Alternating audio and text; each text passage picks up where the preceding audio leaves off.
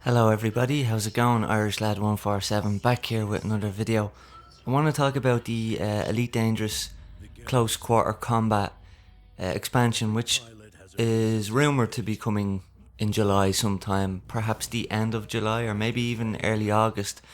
But there was obviously the controversial news that the Close Quarter Combat expansion is going to be playable first only on Xbox One as part of the game preview program.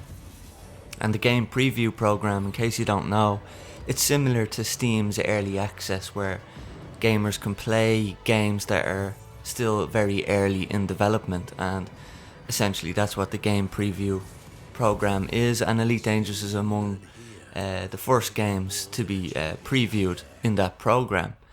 So with that, of course, like any game that goes to Xbox or Sony, Microsoft and Sony are always looking to get exclusive deals that, encourages gamers to want to, only play a specific game on their platform. And Elite Dangerous is no different. Yes, a lot of people feel hurt by this and upset, and I can absolutely understand that. As PC gamers, we have backed the game since the very beginning, right back to the very first Kickstarters. I myself jumped on board in the premium beta. I paid €120. So, I totally understand if people get upset by this type of thing, but this is the video games industry. This is the type of stuff that's going on. We can't look at David Braben and Frontier and really criticise them and say that they're the big bad wolf, because essentially every publisher and developer is doing this type of thing. It's a business, and if they want this game to grow, if they want the profit to grow, they need to expand onto other platforms. And once they do that, it's quite obvious, it's inevitable that Microsoft are going to say, oh, well, okay, if you want your game on our game preview program, if you want your game on our platform, well, we want exclusive content only playable on our platform first. We don't care that you first brought the game out on PC. If you want it, if you want Elite Dangerous playable on Xbox, well, this is what you're going to have to do. So, look, I'm sure Elite Dangerous Frontier had their reservations and tried to, get their point across that, their core base is the PC players. It's the PC gamers that, made this game into something. But, Microsoft don't want to hear that. Microsoft only care about money.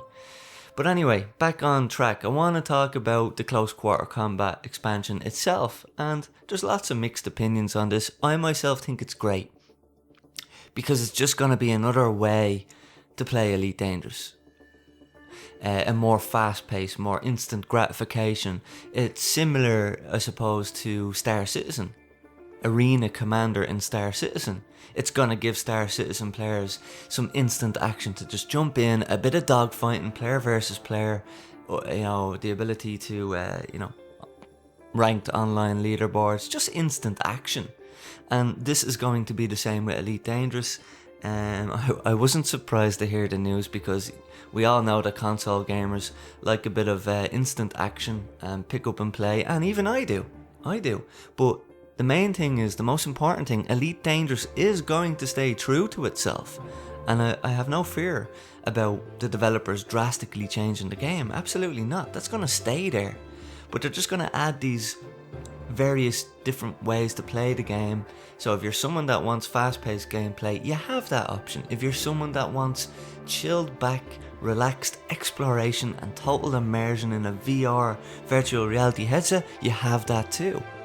I find it very interesting that the ships in the Close Quarter Combat expansion are going to be very specialised. So we will see some of the same ships we've already been using, like the Sidewinder and the Eagle, except they're going to be tweaked and modified to suit the particular game mode, to suit the very close quarter nature of some of the maps and levels.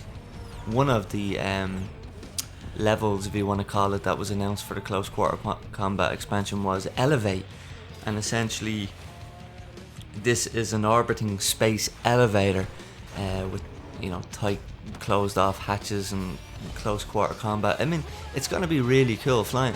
for the first time doing some dogfighting in Elite Dangerous in very confined spaces, where you really have to be accurate with your maneuvering skills, because as you know, if you crash in Elite Dangerous, it's dangerous. You're gonna really damage your ship, or it's just gonna evaporate and blow up.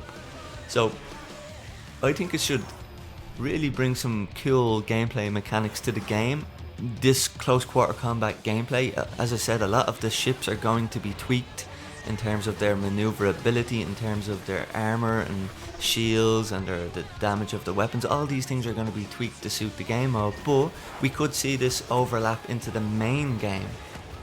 But it's about, you know, they're going to have a tough job creating that balance, because there's a lot of hardcore players that, you know, absolutely love the game in its current form, and they really don't want to see many changes. But I, for one, I've said it for quite some time now, yes, there are some very fast maneuverable ships in Elite Dangerous, but I want to see ships that are even faster.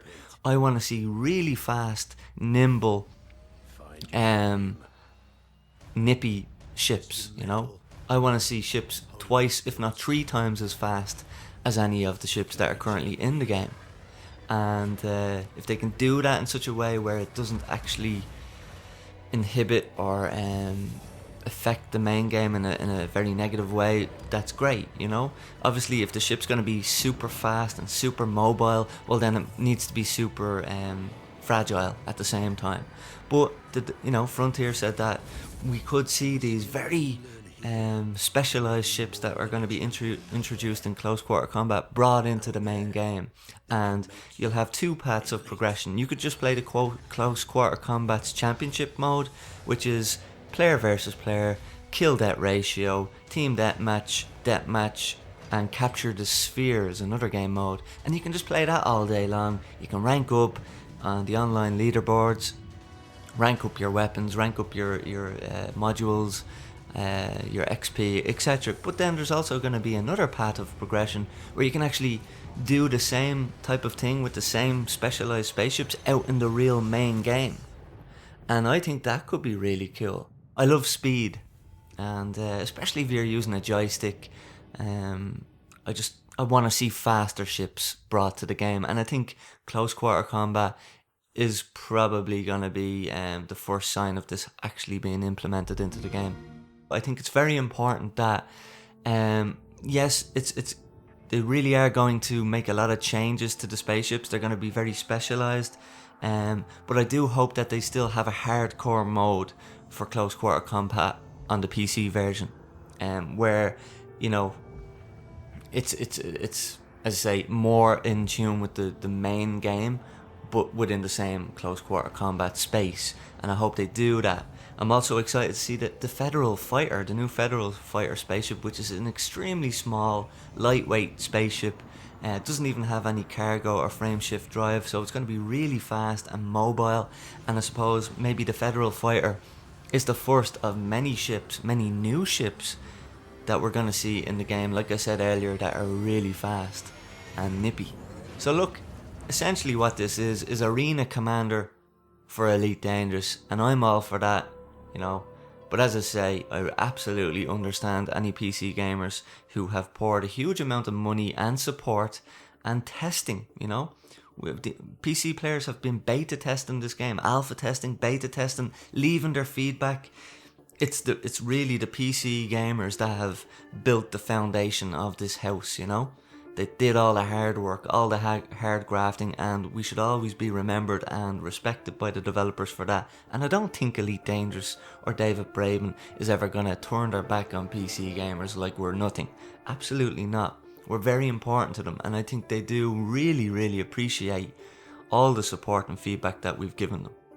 Apart from that, going back to Microsoft getting this first exclusive access to close quarter combat, I really wish Steam or Valve would do the same thing with developers, you know. For example, Steam has such clout now, it has such weight.